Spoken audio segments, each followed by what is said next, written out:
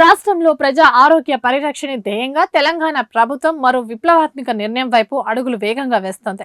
హైడ్రా తరహాలోనే ఆహార నాణ్యత, మందుల విక్రయాలపై కఠిన నిఘా ఉంచేందుకు టీజీ సేఫ్ అంటే Telangana safety authority of food and essential drugs పేరుతో ఒక శక్తివంతమైన కొత్త వ్యవస్థను ఏర్పాటు చేసేందుకు సన్నాహాలు చేస్తోంది. ప్రస్తుతం వేరువేరుగా ఉన్న ఫుడ్ సేఫ్టీ, డ్రగ్స్ కంట్రోల్ విభాగాలను విలీనం చేసి ఒకే గొడుగు కిందికి తీసుకురావాలని ముఖ్యమంత్రి రేవంత్ రెడ్డి ఆదేశించారు.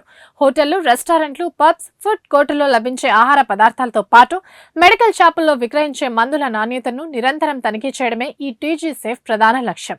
ఇటీవల విజిలెన్స్ విభాగాల పనితీరుపై సీఎం నిర్వహించిన సమీక్షలో కొన్ని ప్రముఖ హోటళ్లలో కుళ్లిన మాంసం, కల్తీ నూనెలు వాడుతున్న అంశం చర్చకు వచ్చింది.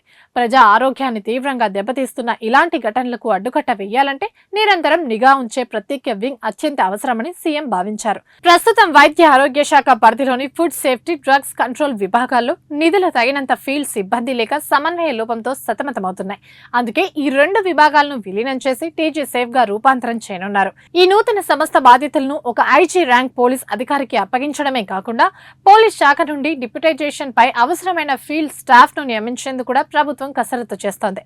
అయితే ఈ రెండు విభాగాలు కేంద్ర చట్టాల ప్రకారం ఏర్పాటైనందున విలీనం వల్ల ఎలాంటి లీగల్ సమస్యలు రాకుండా అధికారులు చట్ట సవరణలకు సన్నాహాలు చేస్తున్నారు.